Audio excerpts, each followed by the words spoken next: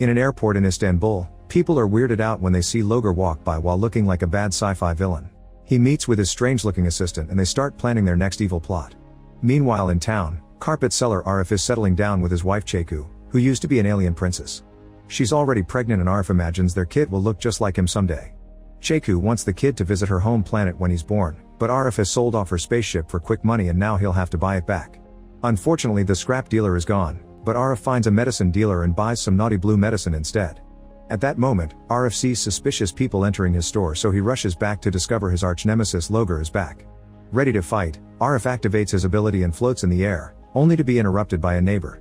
After Arif kicks the man out, he's shocked to hear Logar has come to apologize for all his evil deeds, and Arif forgives him because Logar's offering his own spaceship. After having lunch with Cheku, Logar takes Arif to an old factory outside the city, only to knock him out with a very bright light. When Arif wakes up, he finds himself captured inside a machine and discovers there's no spaceship. This was Logar's plan all along to steal Cheku from him. Then Logar proceeds to wear Arif's clothes, cut his hair, put on a fake mustache, and use a device to change his voice, that way Cheku won't know he isn't the real Arif. Then Logar activates the weird machine, which starts spinning and sends Arif 1 million years back in time. At first Arif isn't too bothered about being in the Cretaceous period and tries calling his wife, but the signal is bad and connects him to a shop instead.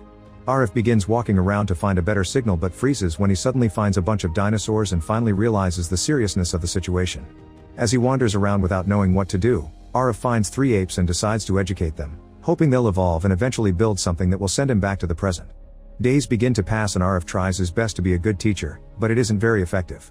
Eventually winter comes and Arif's pee instantly freezes every time, so he makes a decoration with the resulting ice. By the time spring comes, he's grown a big beard, but he makes a razor with some sticks to cut it off. Unfortunately the apes still don't show any signs of progress, so Arif leaves them behind to find a real civilization.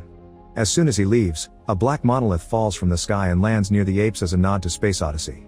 Meanwhile Arif crosses the forest in search of water while ignoring any creatures he comes across. However, he soon bumps into a T-Rex who roars at him. Arif tries to improvise a slingshot but stops himself when he realizes the dinosaur is just a mother protecting her eggs. Thinking about his own future kid, Arif accepts to back away, and the T-Rex thanks him by dropping a huge honeycomb for him. Arif happily eats the honey until he discovers that the bees here are huge. A bee immediately stings him and begins chasing him, so he hides behind a tree. When he looks up, he sees some cavemen who shoot a tranquilizer at him to knock him out. Sometime later, Arif wakes up in a cave surrounded by many cavemen in the middle of a ritual. The leader Demi and his daughter Mimi think Arif may be a spy sent by a tribe known as the Erogens and want him gone, so Arif tries to explain he comes from the future. Their conversation is interrupted by the arrival of a group of Erogens led by Crow, who have been oppressing Demi's tribe for years. Every time they visit, they take the villagers' food and tools, and Crow torments them as he reminds them it's forbidden to draw, make fire, or invent things. This time Crow also chooses 3 men for a special ritual and one of them is Arif, who refuses to go. As he struggles, the Erogens knock him out with another tranquilizer.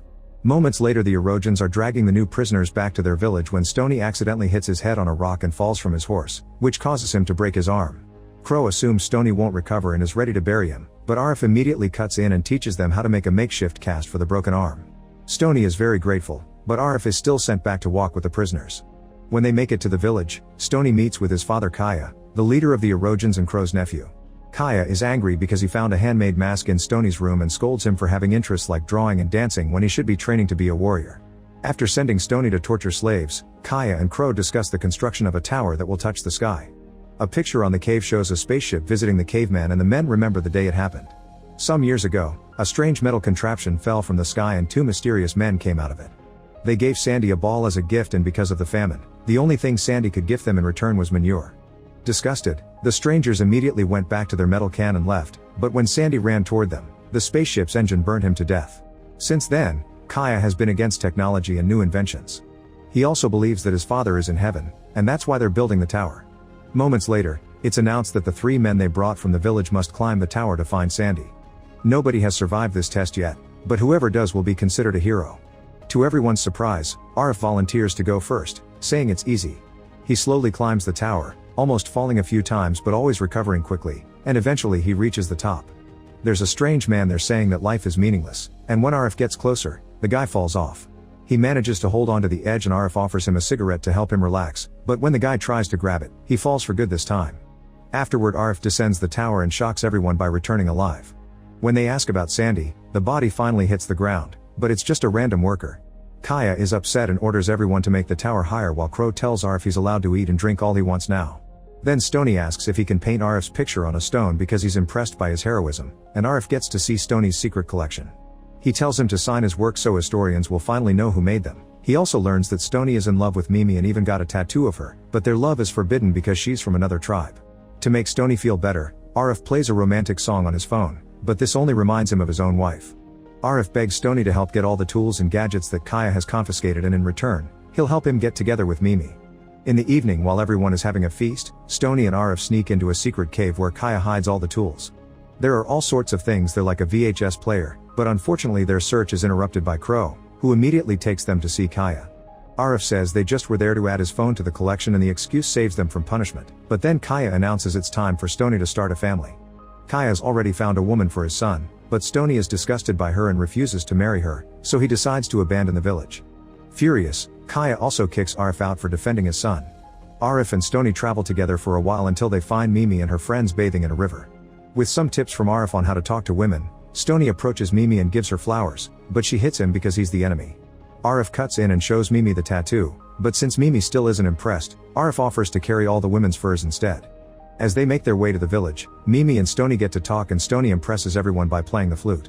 When they arrive at the village, Stony shows his loyalty to Demi and Arif convinces them to let them stay by saying he'll build a new civilization together with no prohibitions. Then Arif offers a speech that also gets him the support from the whole village. Since Arif says they don't have to hide art, Mimi and Stony take the kids to paint on the walls and bond in the process while Arif teaches the men how to use the razor. In the evening, Arif and Stony go back to the cave. Their tree costumes are noticed by the young guard, but Arif distracts him by giving him a chore and now they can enter the cave to steal everything. The next morning, they come back to the village with a cartwheel full of gadgets.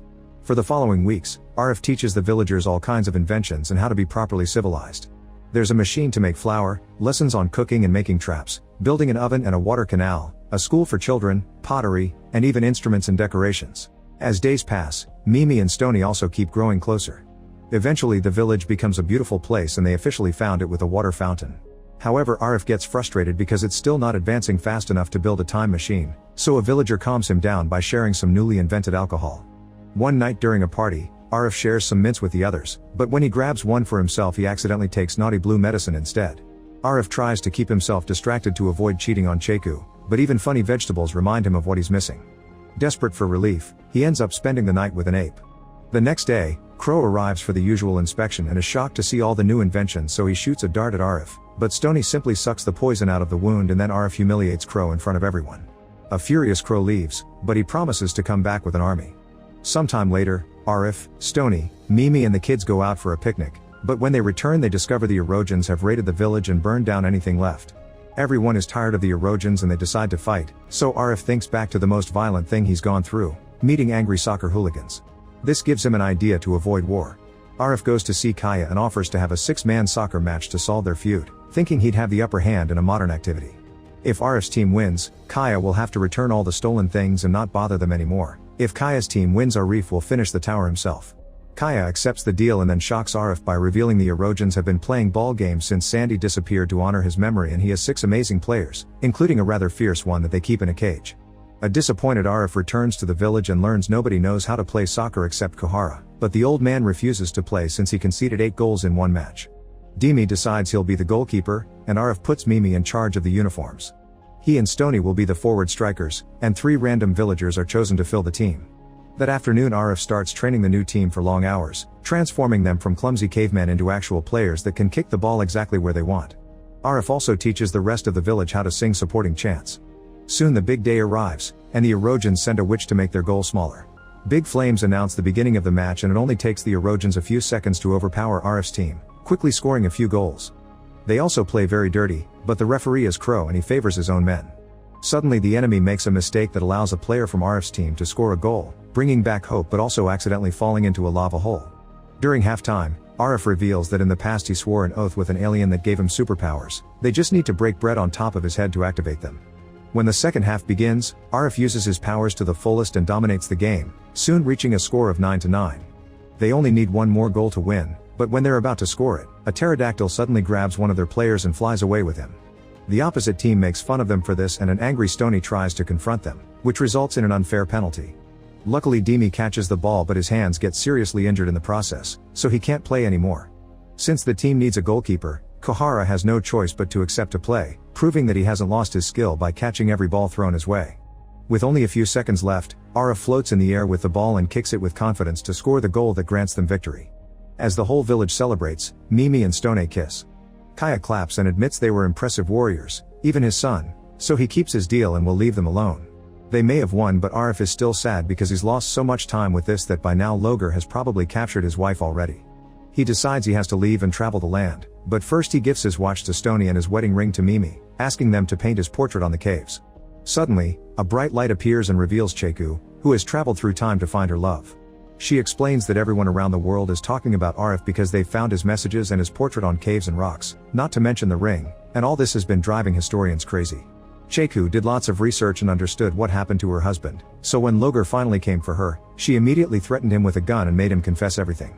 It was his machine that brought her here. A very happy Arif takes the ring back from Mimi and finally says goodbye to the cavemen before returning to the present. After the couple disappears, Logar appears in their place only to quickly be eaten by a T-Rex. Make sure to subscribe and turn on notifications so you can watch more videos like this. Thanks for watching.